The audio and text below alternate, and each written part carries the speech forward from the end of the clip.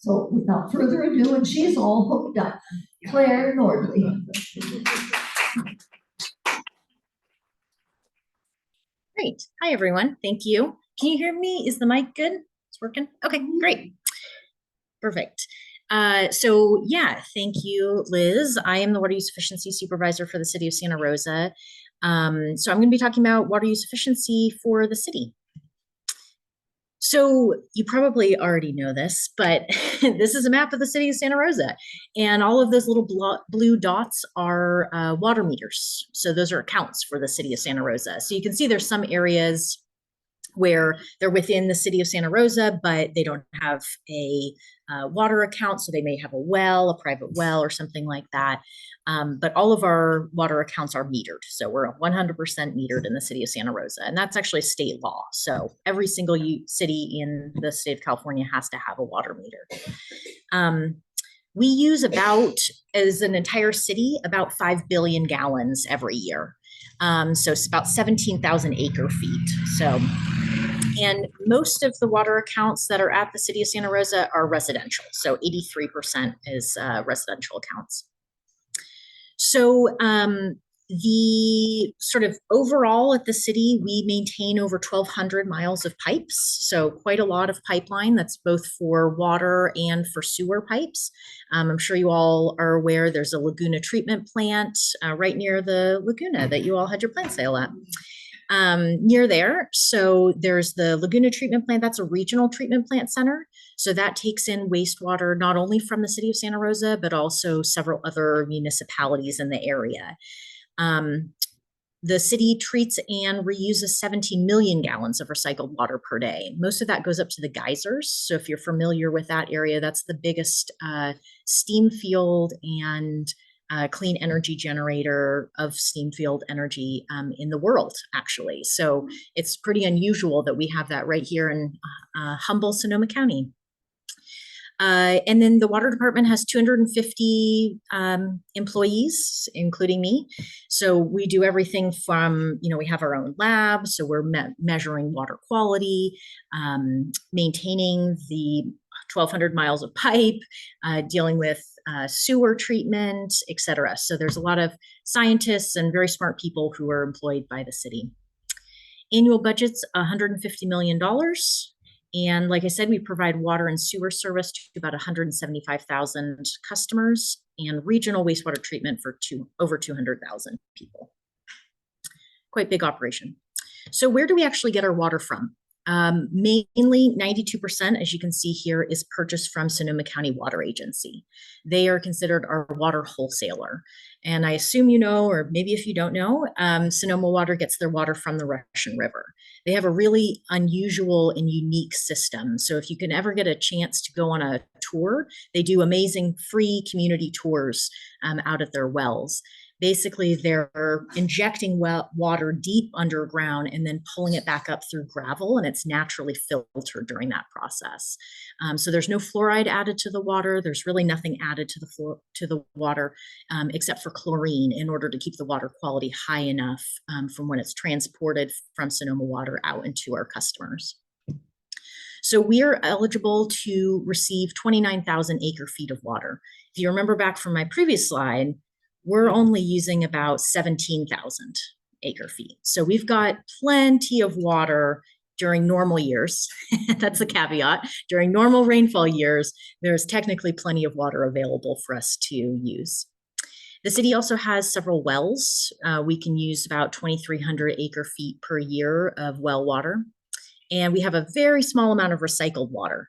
That recycled water is mainly for a few parks, like a Place to Play, which is off of, what is that? Yep, 3rd Street, thank you. And sort of all the way down Stony Point Road onto West 3rd, or I guess it's just 3rd because it's not West, just 3rd Street. So a very small number of recycled water sites. It's a very expensive process to recycle that water and maintain a system. So at this point, we don't have any plans to expand our recycled water system. And then the city does consider water conservation an actual source of supply. Yeah. Is the recycled water expensive because of the extra pipe the whole new set of pipes? Yeah, so I'll just repeat the question for our Zoom world. Yes, exactly. The question is, why is recycled water expensive, basically?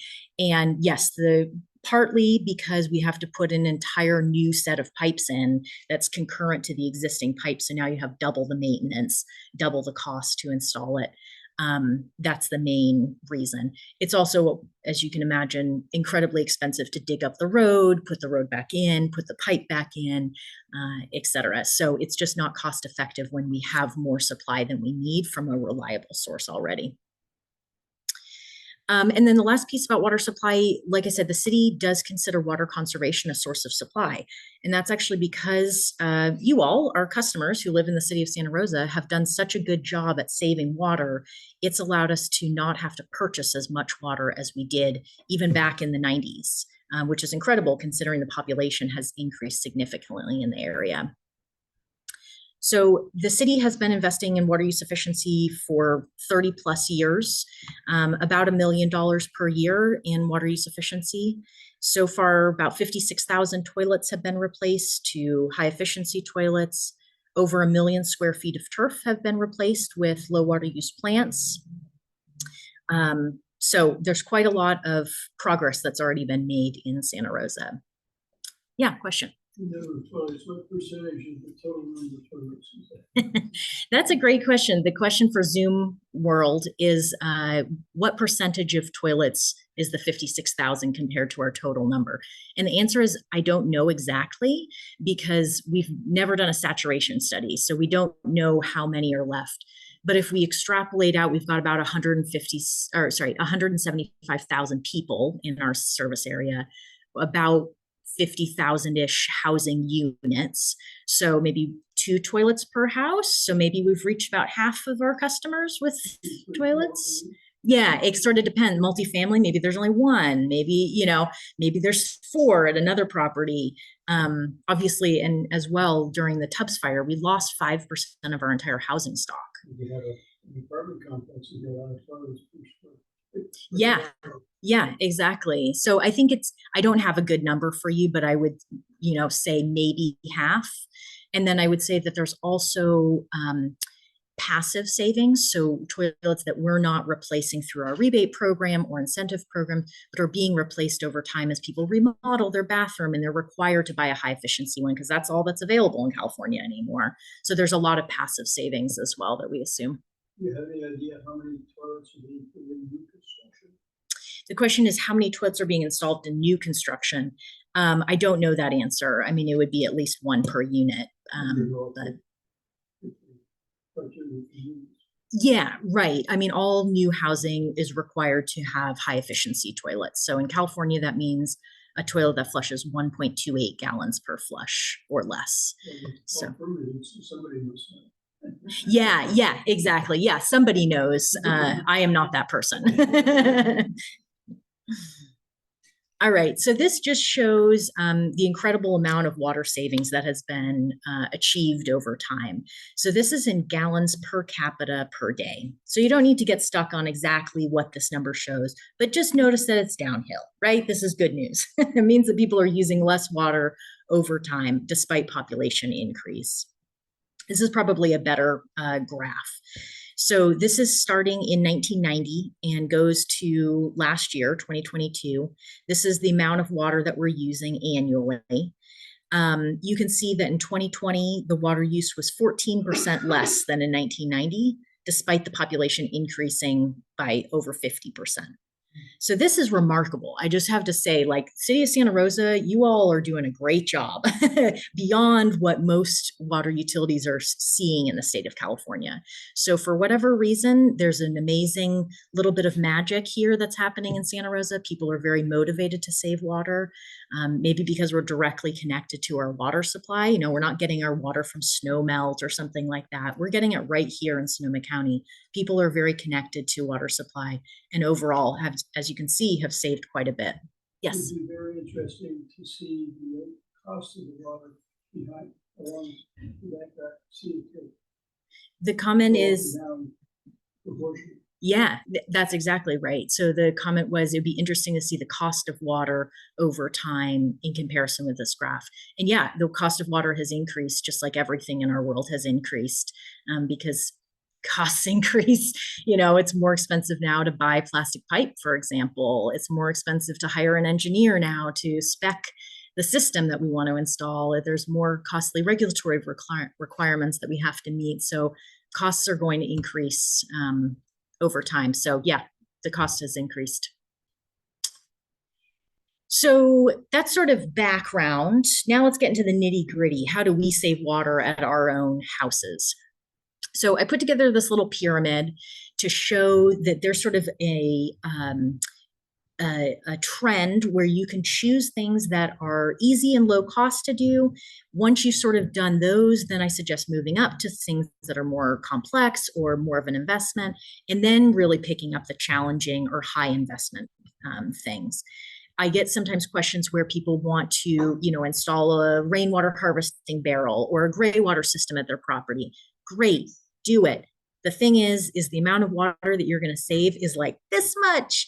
And the amount of water that you would save by doing something that's way less interesting, like replacing your toilet, you'll save way more. So I just bringing this up, do all of the water saving things, do them all, but think of it as like the frosting on the cake at the end. Choose the things that are the more expensive, the fun things, sort of towards your end of your projects to save water. So what are some of the easy, low investment things? Picking up free devices. The City of Santa Rosa, we offer free shower heads, free faucet aerators, free dye tabs to test your toilet for leaks, free toilet flappers to replace the rubber part that goes up and down to open your toilet up to flush. So look for those devices. All of the cities in Sonoma County offer those free devices. So just go to your city and pick those up and install them. Cheap, free, easy for you, maybe 10 minutes of your time to install it. The other thing is to look at your water meter, or to use an online portal. So for the City of Santa Rosa, we actually give you an online access. You can look at your water usage every hour of the day. It's in near real time, so you can see, oh, I left my irrigation on last night. Oh, I can see that immediately the next morning. Oops, so things like that, you can really monitor your use very carefully and specifically. It's also really helpful if you're on vacation and you're experiencing water use, you got a problem, right? So you could call up your neighbor and be like, hey, you need to turn that off for me. So that's another easy and inexpensive, free way to save water at your house.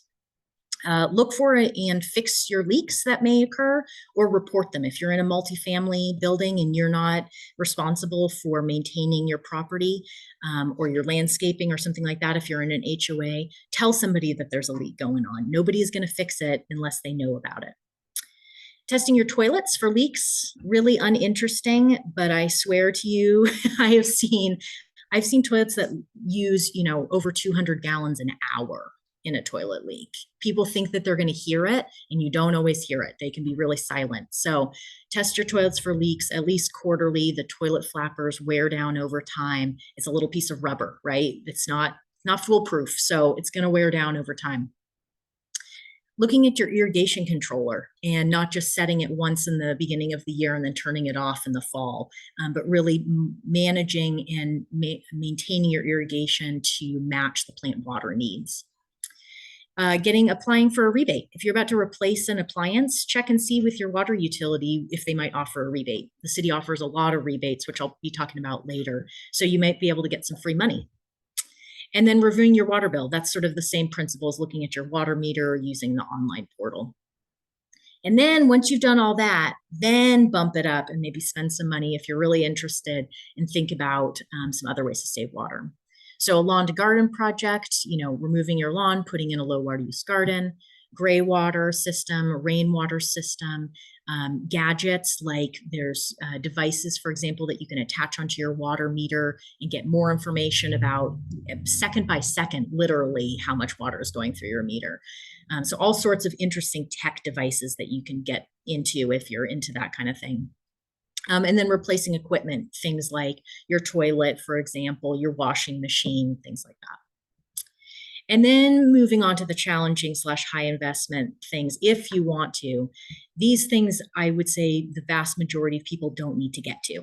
Because if you've done the bottom tier and the middle tier of things on this chart, I would say you're at like the 90th percentile for saving water at your house, and you're probably good. But if you're just like, I got to save every last little drop, then here are some additional thoughts that you could do.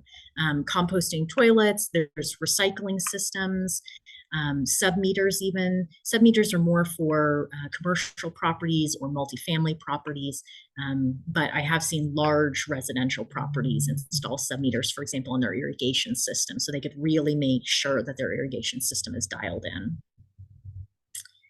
So this is that hourly water use that I was mentioning. We call it AMI, which is Advanced Metering Infrastructure. These meters started coming into the City of Santa Rosa in 2016, and we finished the installation in 2021. And these meters are pretty amazing. You can see your hourly water usage. So it's not just for us to look at, but it's also for you on the free online portal. So I'll talk about how you can sign up for that. And you can see a little graph here with a temperature line that's going up and down, but you can see the water use on the bottom. And it's really interesting to check out your property and see, oh, I'm irrigating. Whoa, that used 400 gallons. That's not uncommon for an irrigation system to use, especially if you have sprinklers. So here's the sort of look for what the portal looks like. You can compare your usage to the same time last year, which is interesting. You can see, like I said, your hourly water usage, your weekly water usage, your monthly. You can see annual water use. So you can sort of vary in between different viewpoints. And then the best part about the portal, and the main reason why I suggest people sign up, is that you can sign up for a leak alert. So if you think that you should never get above a certain threshold of water usage during a day or a week or a month, you can set that threshold and you will get an email, a phone call, or a text message saying, hey, you've gone over this if you have, which again is really great. I set mine, I went on vacation recently. I set mine to 0. I should be having 0 water usage, right? I'm gone. I should not have any water use. My irrigation's already off. And I didn't get any alerts, which is great. That's what I wanted. But if I had been on vacation and I'd gotten an alert saying you've used 1 gallon or something like that, I would have known, oh, I've got a leak. So really suggest you sign up for it. It's free, and it can just make your life a lot easier to have those leak alerts set up for you. So we have worked with a consultant to figure out, for the single family residential customers that we have in our service area, what has been the success of telling people that they have a leak?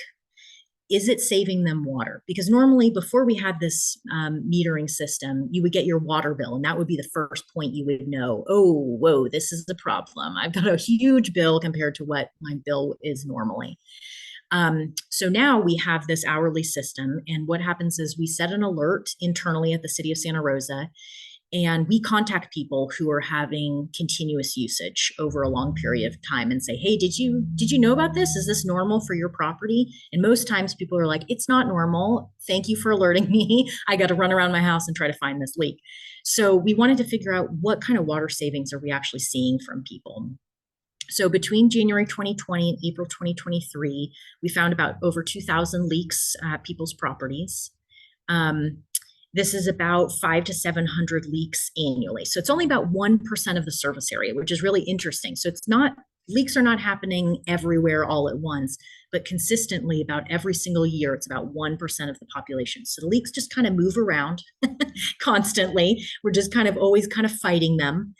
And the average leak amount per hour was about 50 gallons that happened. And that went on for 13 days before the person found and fixed the leak. So that's quite a lot of water. And then overall, we estimate that notifying people prior to their water bill getting to them and them finding and fixing that leak, we've saved about 2 billion gallons. So that early detection and that notification is incredibly helpful for people to find and fix that leak prior to them receiving their monthly water bill.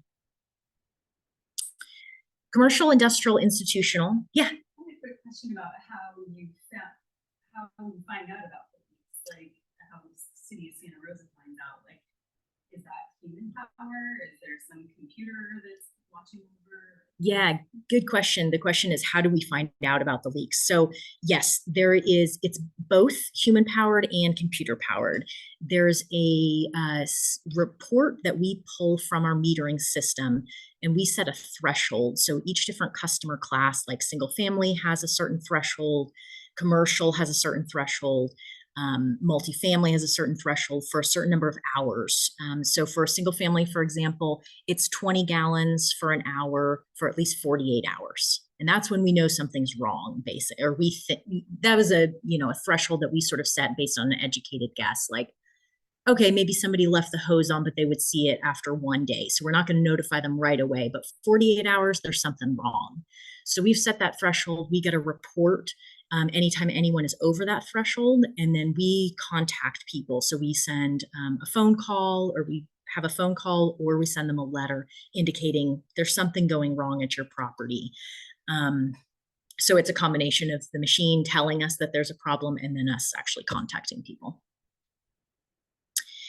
So commercial, industrial, institutional, you can just imagine that they use way more water than single family residential customers. And so the amount that they have for leaks are even huger, greater potential for leaks and more water.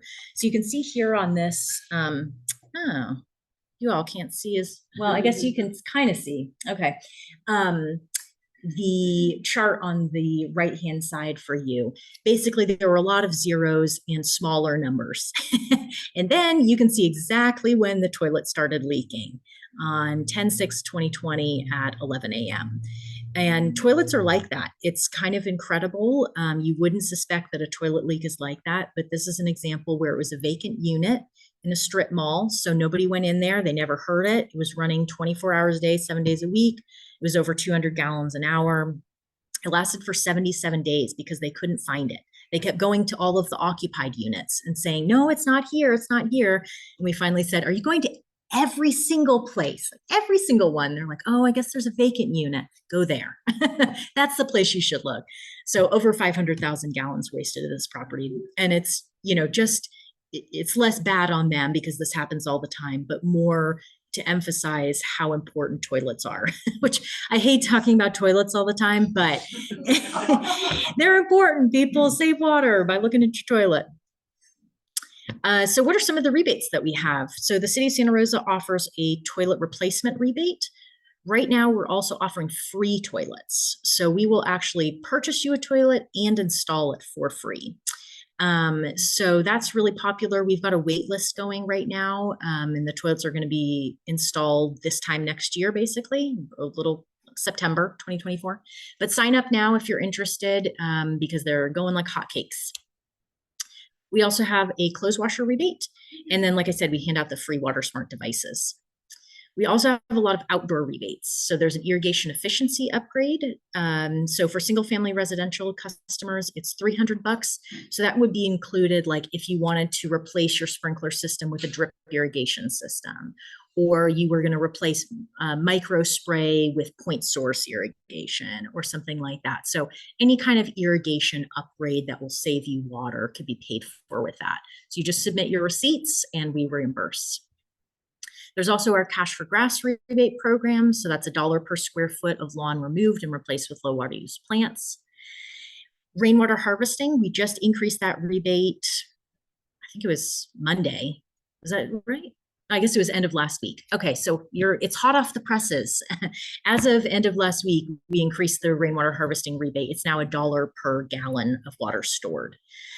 And then there's their gray water reuse rebate, $100 per fixture that you change out, pool cover rebate, and pool removal rebate. So a lot of rebates that are available. And like I said, the City of Santa Rosa has all of these, but there's also tons of rebates that other water utilities are offering. So if you don't live in Santa Rosa, you can probably still find a rebate that is applicable to you if you live in another area.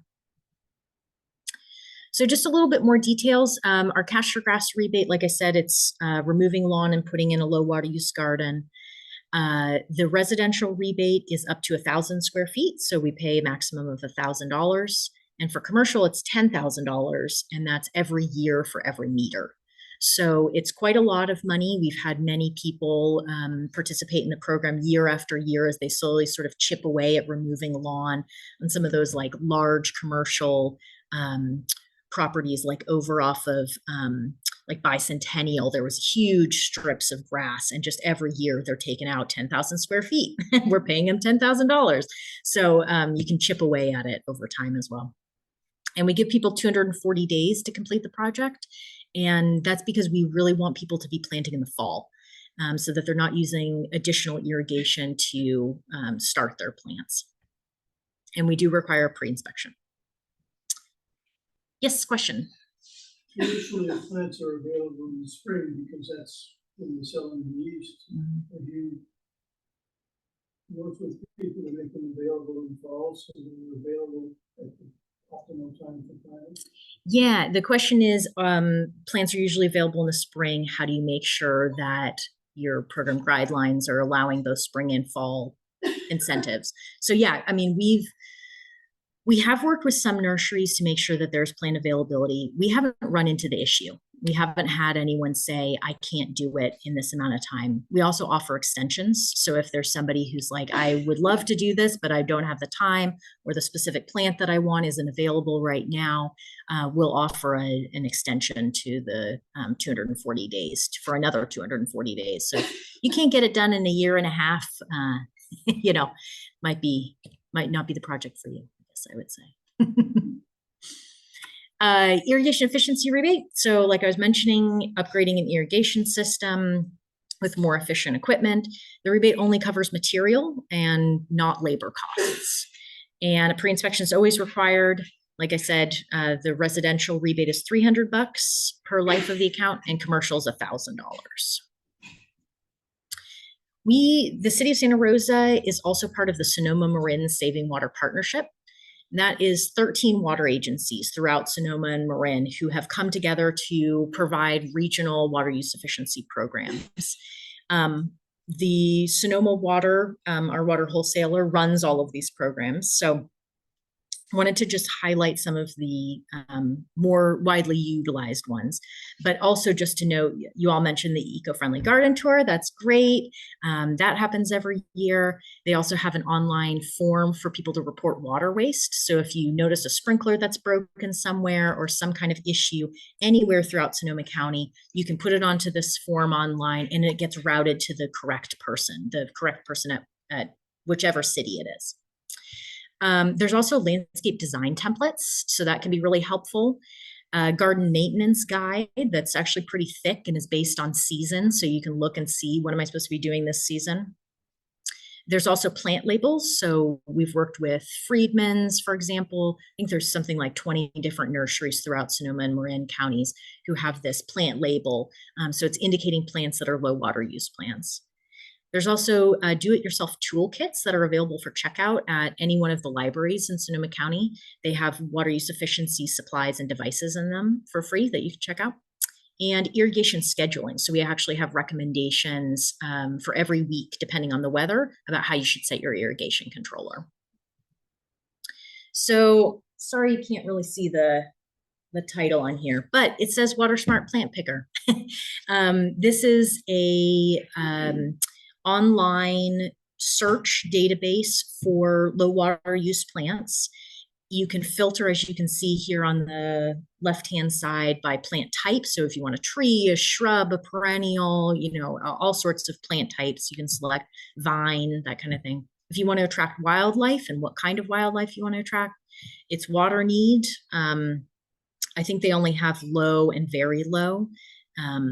And then sun requirements as well, and you can filter by that. So it's a pretty good comprehensive list of low water use plants. And then each one of them, when you click on the plant, it has much more information that expands on it. So it's a good resource that is really good for like sort of the average homeowner who doesn't want to look through, you know, a dense gardening book to really delve into all of the, you know, plant stuff. So not as good for us plant nerds, but it's great for the average person.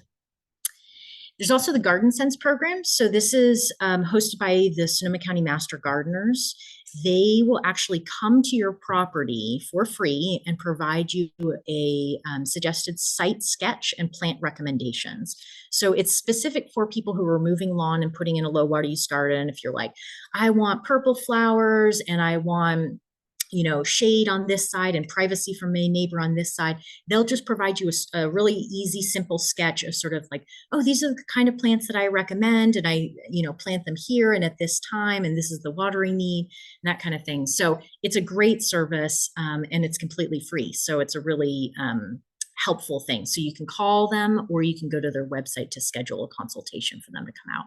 And this is for anywhere in Sonoma County. It doesn't have to be the City of Santa Rosa.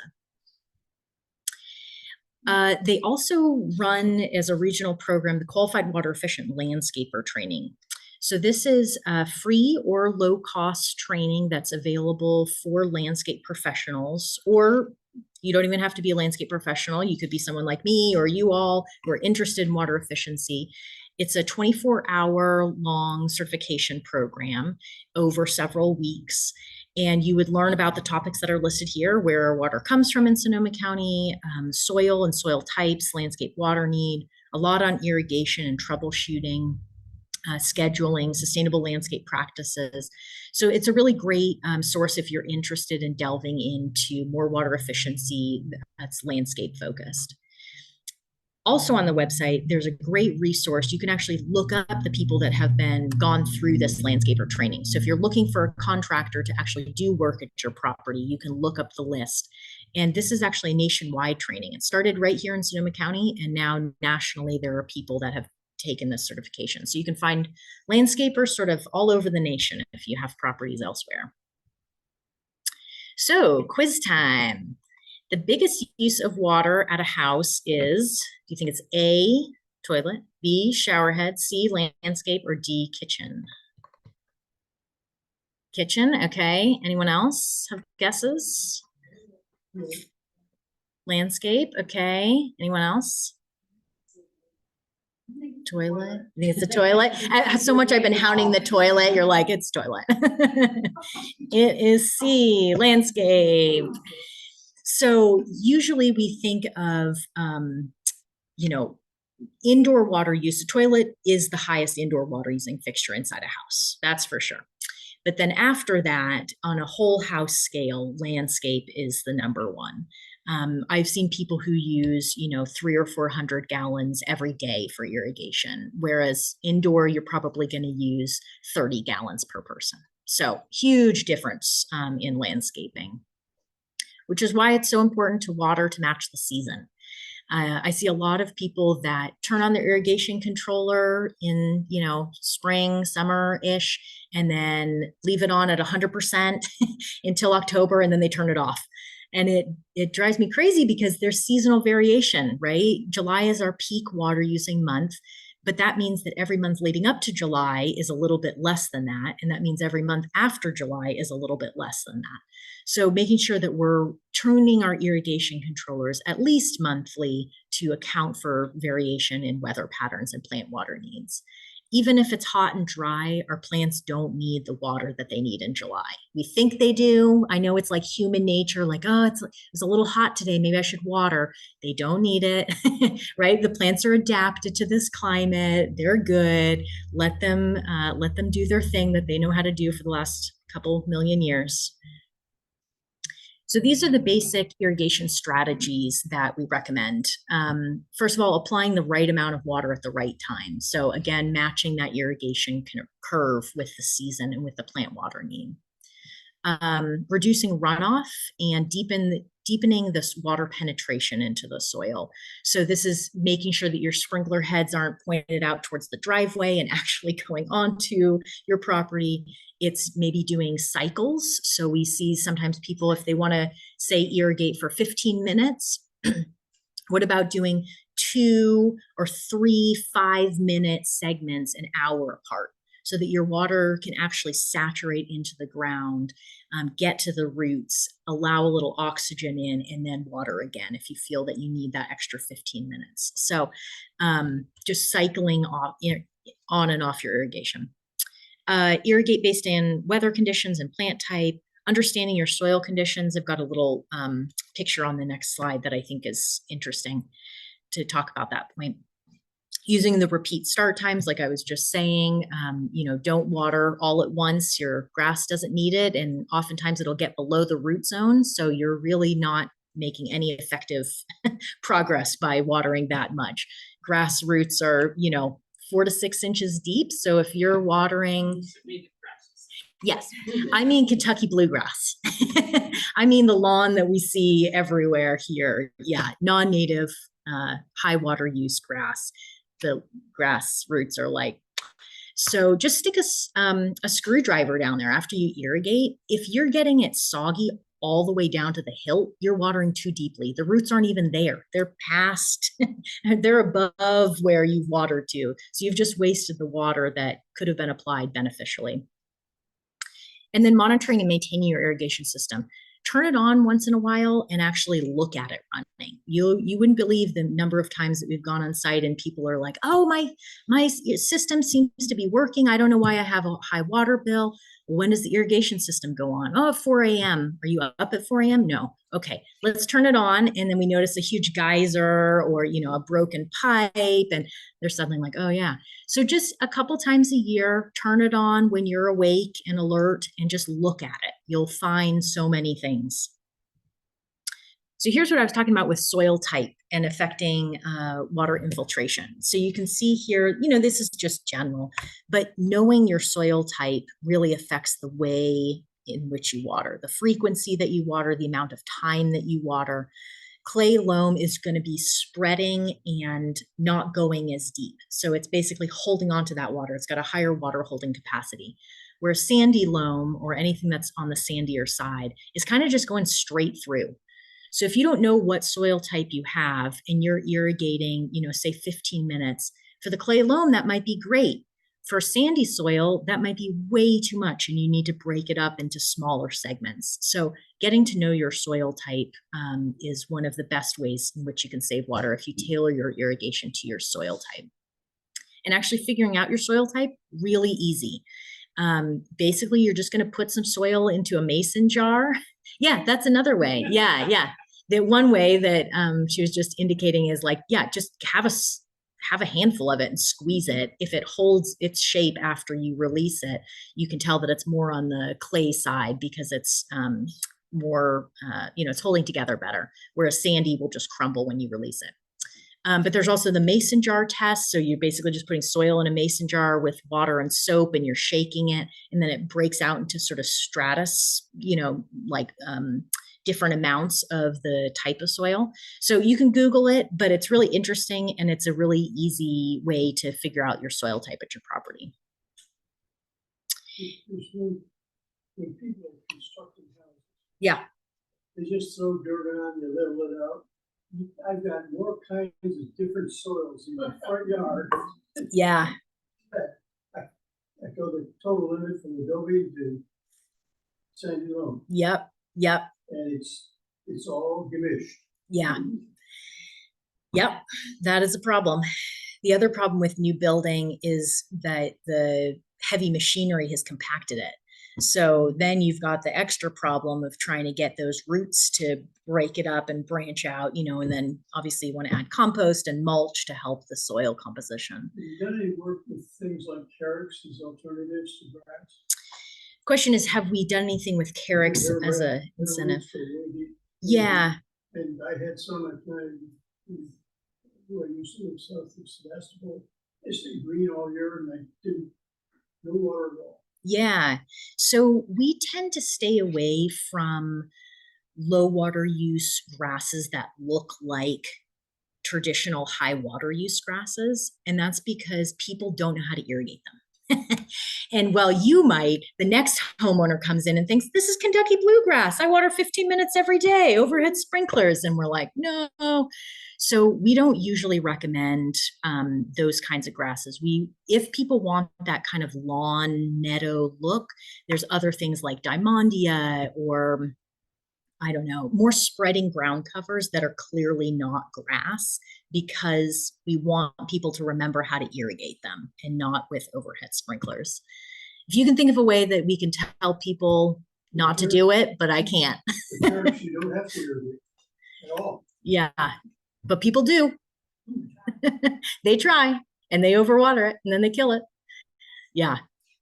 It's one of those things where you think like, this is a really good idea, but then in implementation, it's only like the devoted people who will actually know how to irrigate it properly. And then, like I said, as soon as that one homeowner leaves and another person comes in, they're watering it completely differently.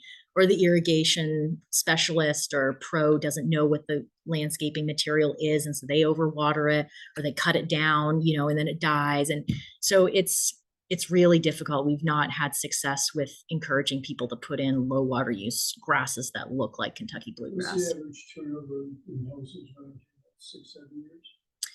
I don't know the number, of how often people turn over in the city. Actually, it's not 5. Okay. Yeah, maybe 5. I suspect it's longer here because the higher value. If you've got a low mortgage, you're not gonna move. It's a good question. Yeah, I don't know.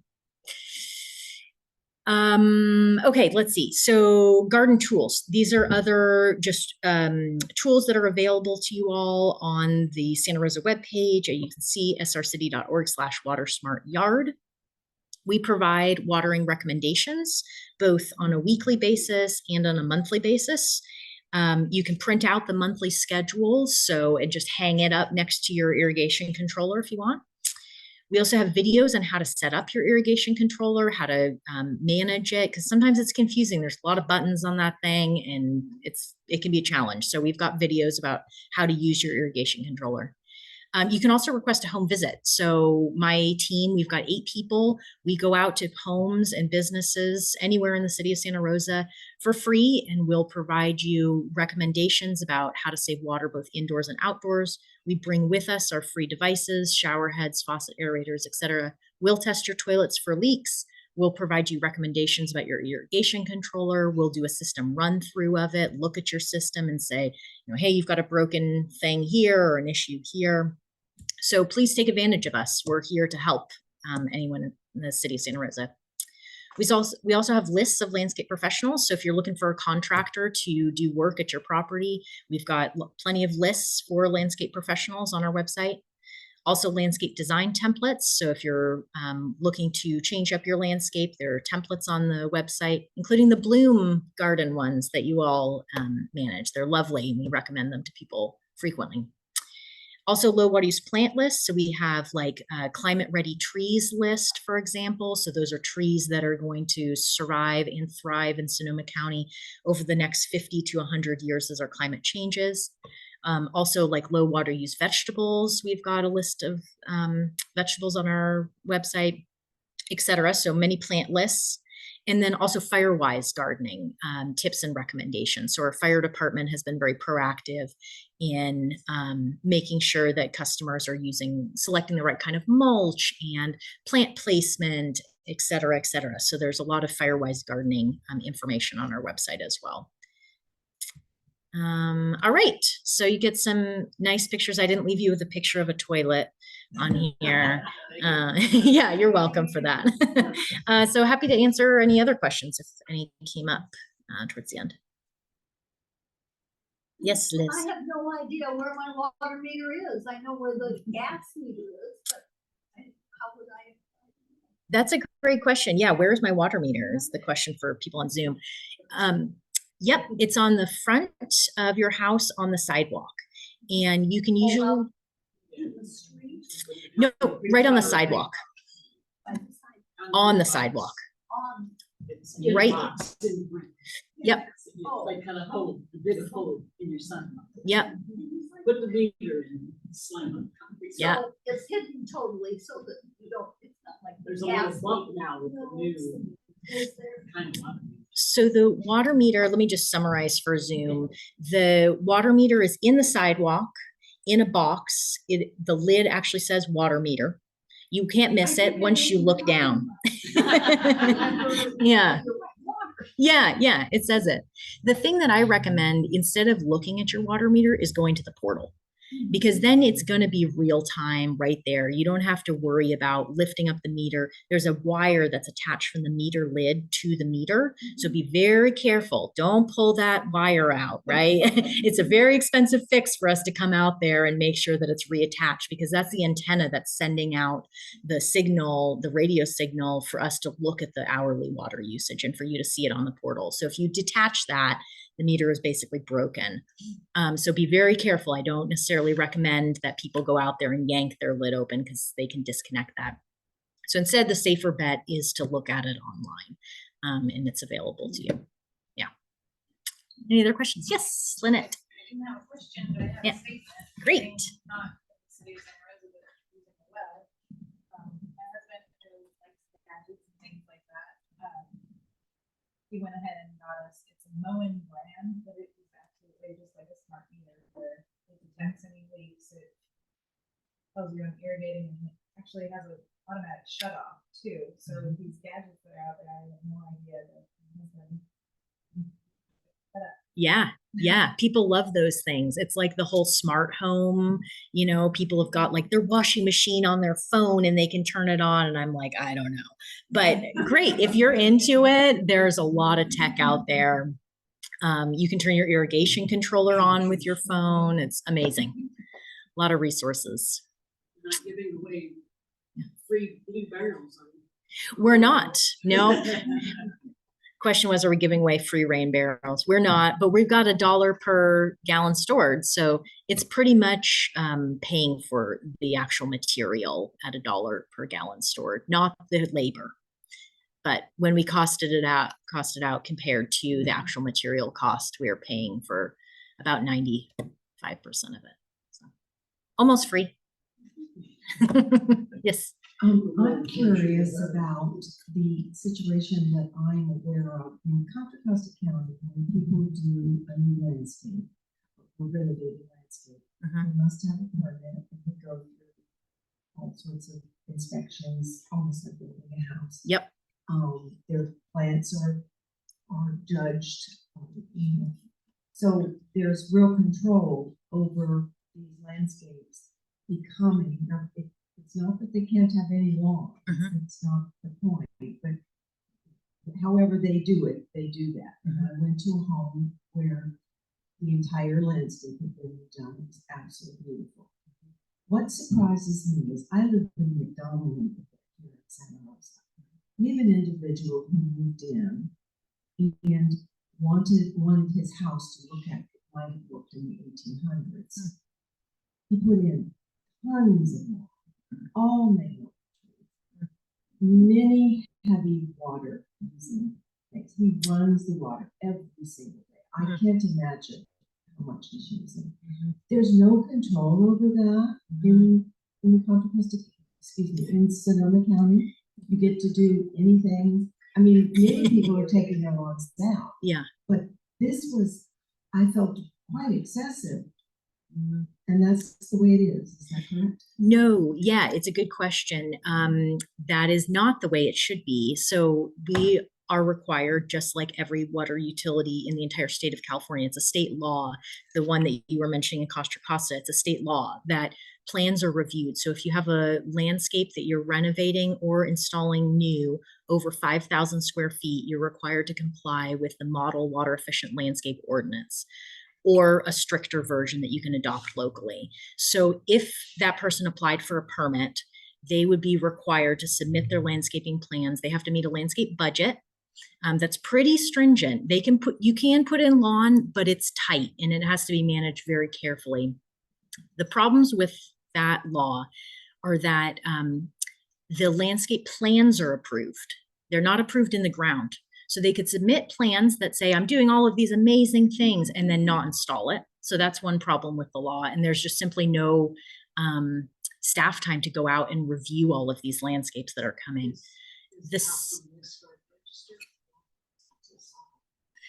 might be an exception. There's not. Yeah, there's no exception for historical registry.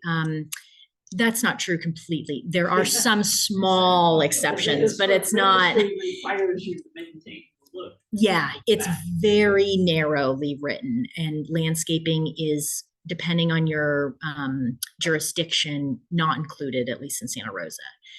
But that person also could have been on a well.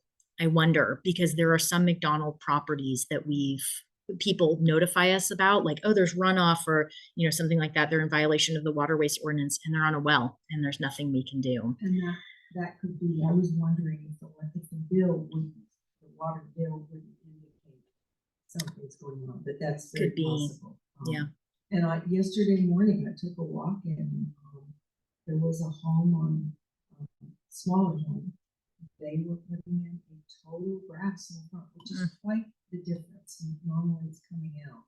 They had pellets of grass. And I thought, oh, Yeah. I guess there's no requirement for it to be inspected. Well, and the other thing is if they didn't pull a permit, then there's no jurisdiction. So they have to be over 5,000 square feet. That's the other thing. So yeah, if it's under 5,000 square feet, people can do what they want. And I think we could debate, should that number of square feet be lower? Maybe not.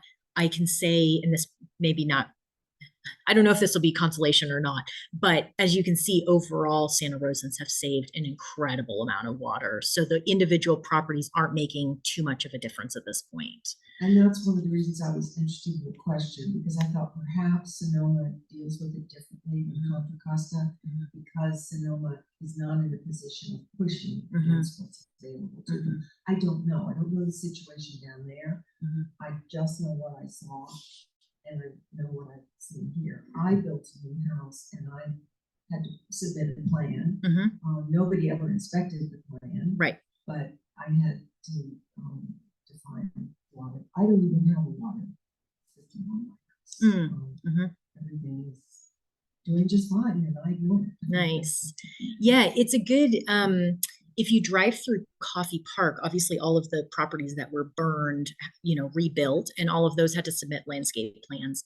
So if you drive through, it's a really interesting way to look at landscapes, I think, over time, because in my opinion, I think most of those are low water use gardens, as they are required to be because they're under this MWLO, this Model Water Efficient Landscape Ordinance requirement.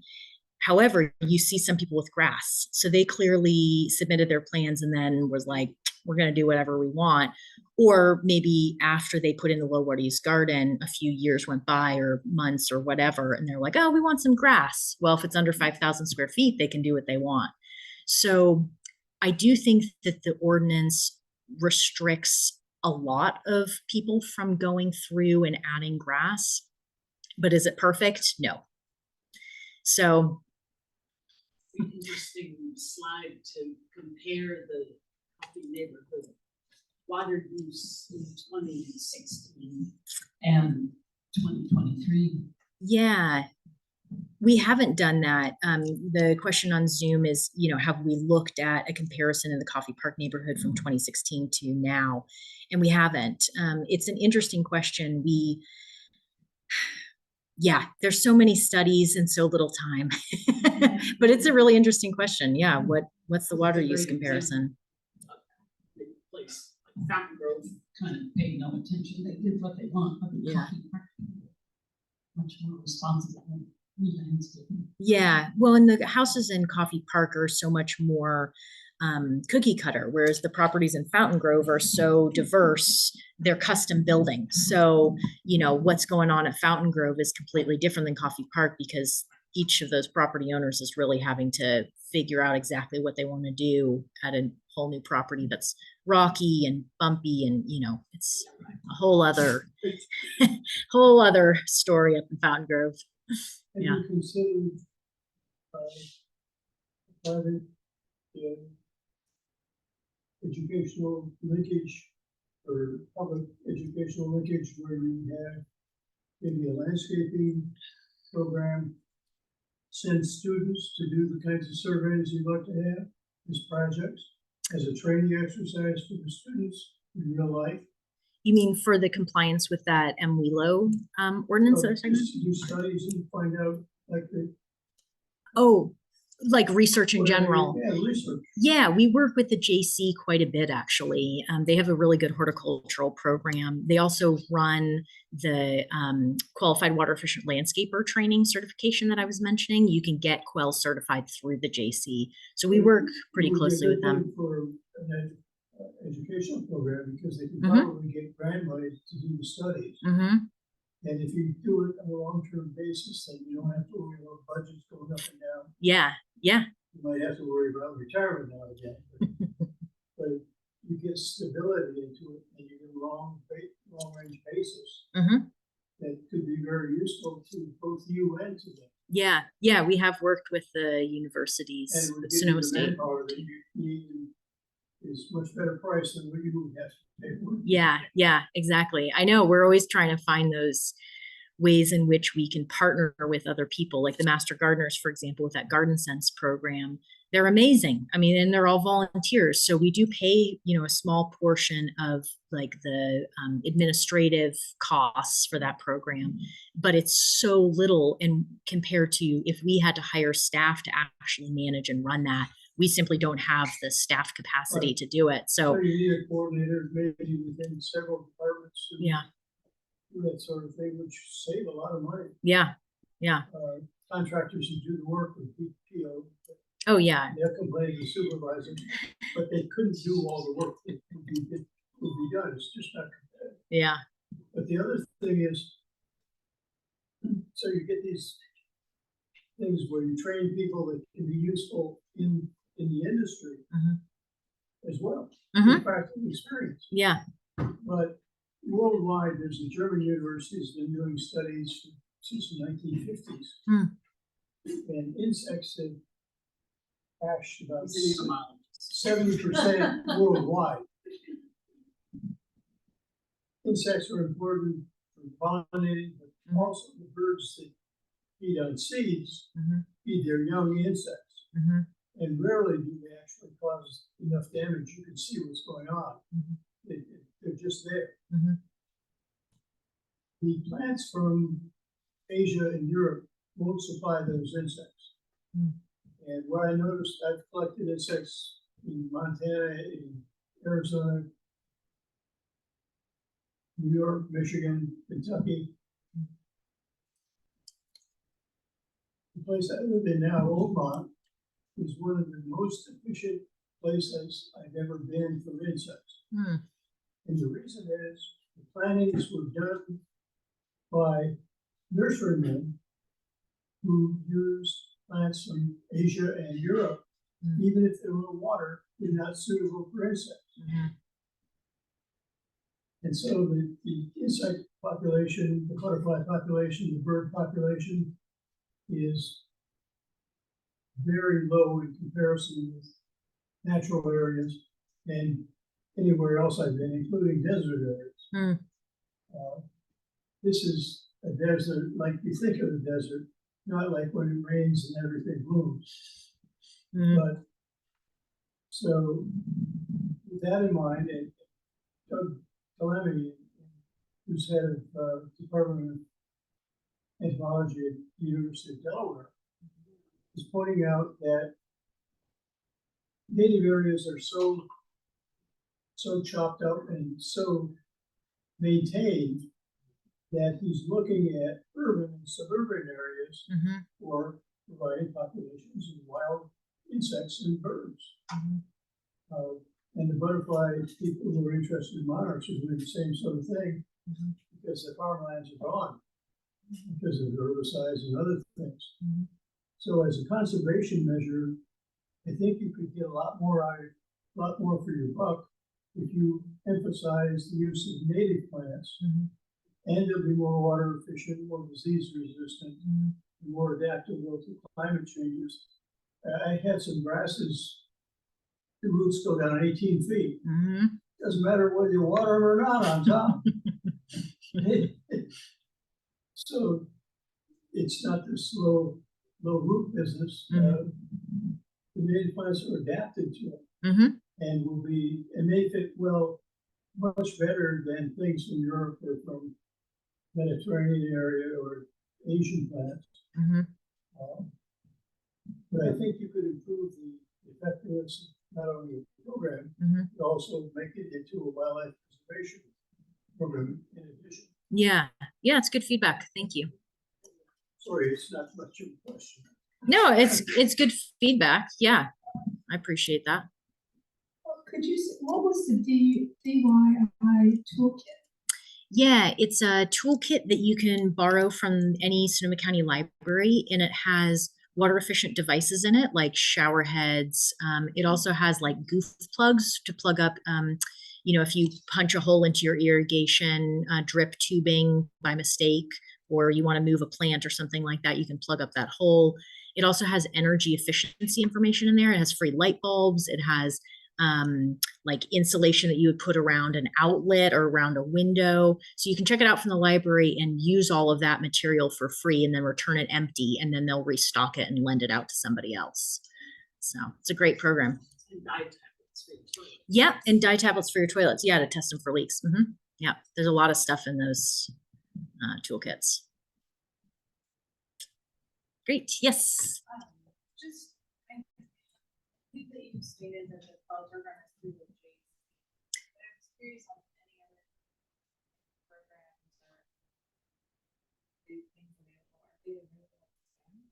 Yeah, so the Quell program is not just through the JC, but it is available through the JC. It's also like Sonoma County Water Agency host classes, or the City of Santa Rosa, we host classes. And yeah, it's we always put things on in English and in Spanish.